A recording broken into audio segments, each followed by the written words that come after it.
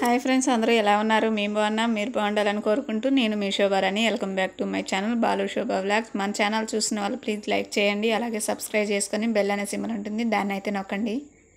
దాన్ని నొక్కడం వల్ల ఏంటంటే నేను ఏ వీడియో పెట్టినా మీకైతే వస్తుంది. ఇప్పుడు వీడియో ఏంటి అని అంటే, వీడియో అయితే మనకి నేను వారం వారం వెళ్తున్న నరసింహస్వామి గుడి దగ్గర. ఆ గుడి అసలైన గుడి కాదు. ఇంకోటి ఏంటంటే, మనకి ఇక్కడ స్వయంగా స్వామివారు వెలిసిన గుడి ఎక్కడ ఏంటి అనేది మీకు చూపిపోతున్నాను ఈ వీడియోలో.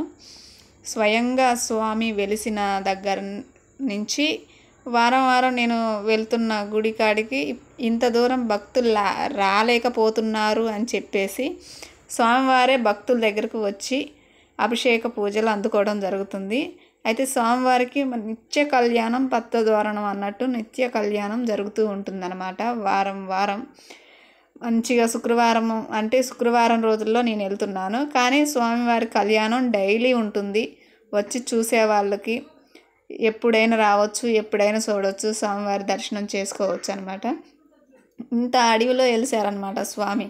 కృష్ణానది ఒడ్డున ఇంత అడవిలో వెలిసారు స్వామికి. ఇక్కడ స్వయంగా వెలిసిన స్థలం కాబట్టి ఇంత అడవుల్లో మనకి ఎట్లా వెలిసారు ఏంటి అనేది మీకైతే చూపిపోతున్నాను. ముందుగా స్వామివారి కాడికి వెళ్ళే ముందు నాగేంద్రుడి పుట్ట ఉంటుంది. నాగేంద్రుడి పుట్ట దగ్గర మనం పూజ చూసుకొని అలాగే స్వామివారి అసలు స్వయంగా వెలిసిన దగ్గరకైతే వెళ్తామన్నమాట. ఇప్పుడు పుట్ట దగ్గరకైతే వచ్చాము. ఇక్కడ నాతోని తోటి గణాదులు అనమాట. ఈ గణాదులు అనకూడదు, శివసత్తులు. గణాదులు అన్నందుకు అందరికీ సారీ. శివసత్తులు అనమాట.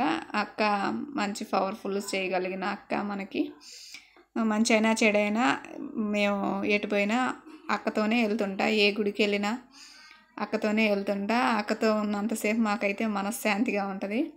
అట్లనే మీకు తెలియని విషయం ఏంటంటే, నేను కూడా శివసత్తులలో చేరడం జరిగింది. కొంతమందికి తెలియక రావే పోవే అని పిలుస్తున్నారు. అట్లా పిలవకూడదు. పిలిస్తే అమ్మ అని పిలవాలి, లేకపోతే పేరుతో పిలవండి. అంతేగాని రావే పోవే అని అయితే పిలవకండి. మీకు తెలియదు కదా, తెలియదు కాబట్టి నేను చెప్తున్నాను. ఒక తోటి శివసత్తులతో ఎలా ఉండాలి ఏంటి అనేది. ఆల్రెడీ మీకు శివసత్తులు అంటే ఏంటి అనేది చాలామందికి అర్థమైపోయి ఉంటుంది కాబట్టి ఇంక నేను చెప్పాల్సిన పని లేదు. ఇక్కడ స్వామివారి రూపం వేశారనమాట పుట్ట దగ్గర. పుట్టలో పాలు పోస్తున్నాము. ఇక్కడ మనం ముందుగా పుట్ట దగ్గర పూజలు చూసుకోవాలని చెప్పాను కదా, అలానే పుట్ట దగ్గర పూజలు చూసుకొని అక్కడ అసలు స్వామి దగ్గరికి వెళ్ళటానికైతే చూస్తున్నాం అనమాట. ఏ పని చేసినా ఫస్ట్ అక్క తర్వాత అమ్మ తర్వాత నేననమాట. మేము ముగ్గురం ఎటు వెళ్ళినా కానీ ముగ్గురం కలిసే వెళ్తుంటాం. మంచి అయినా చెడైనా అక్క నేను చూసుకుంటూ ఉంటాం అనమాట. ఇక్కడ స్వామివారి దగ్గరికి వచ్చేసాం. గృహ లోపలికి వెళ్తున్నాం. గృహ లోపల ఉన్నాడనమాట. ఇక్కడ నుంచి కొంచెం లోపలికి దోక్కుంటూ వెళ్ళాలి. వీలైతే వీడియో తీస్తాను, వీలు కాకపోతే తీయలేను అని చెప్పేసి వచ్చిన కాడికి వీడియో తీశాను అనమాట. లోపల గృహలో ఉన్నాడనమాట స్వామి. నలుగురు వెళ్ళారంటే మళ్ళీ వాళ్ళు బయటకు వస్తేనే మనం ఇంకా వేరేటోళ్ళు వెళ్ళడానికి కుదురుతుంది. ఈ చుట్టుపక్కల గృహాలన్నీ మూసేశారనమాట. ఎటు నుంచి ఎటు వెళ్తారో తెలియదు, మళ్ళీ తప్పిపోతుంటారు అని చిన్న చిన్న రంధ్రాలన్నీ మూసేసి ఇంకా స్వామిని అంతవరకే ఉంచారనమాట. ఇంకా లోపలికి వెళ్తే ఇంకా ఎక్కడికెక్కడికి దారులు తీస్తాయి అనేది తెలియక మళ్ళీ పోయిన వాళ్ళు తిరిగి రావట్లేదని చెప్పేసి అన్నీ మూసేయడం జరిగింది.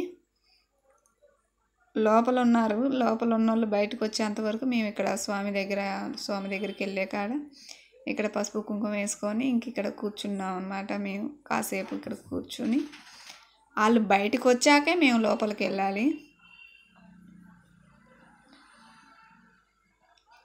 ముందు రోజుల్లో ఎట్లుంటాయి ఏంటి అనేది మా పూజలు చూపిస్తాము.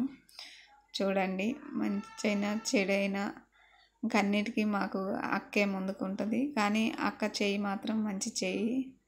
తప్పుగా అనుకోవద్దు, అక్కను పదే పదే తలుస్తున్నాను అని. కానీ మంచి చేసే వాళ్ళని తలవాలి. ఈ లోపల గృహలోకి చెప్పాను కదా, లోపల గృహలోకి వచ్చేసాం స్వామి దగ్గరికి.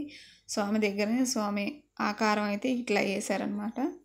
కానీ మహిమ గల స్వామి అన్న వీడియో మర్చిపోకుండా లైక్ చేయండి.